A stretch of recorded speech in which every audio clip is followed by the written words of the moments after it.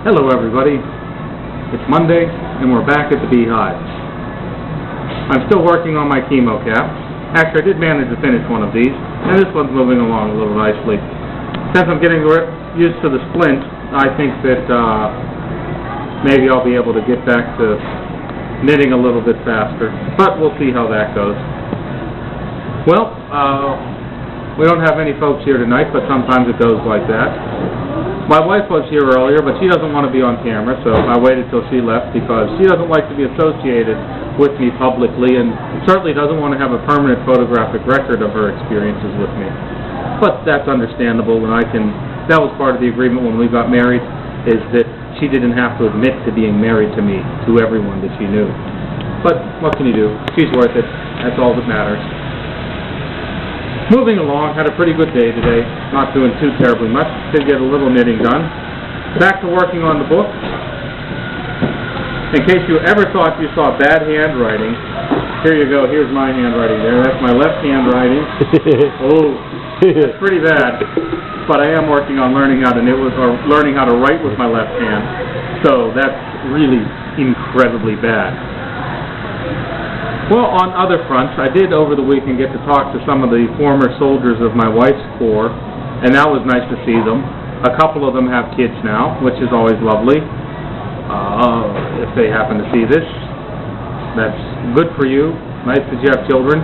We're not sure that, well, maybe it's you are the best parents out there, but we're not going to say that, and we're not going to suggest anything along those. Oh, I just did suggest that. But we still love you no matter what. But remember, when you're parenting your children, if you think it's a good idea, and you know who you are, you should probably do the opposite of what you want to do. Your kid will turn out just fine if you do it that way.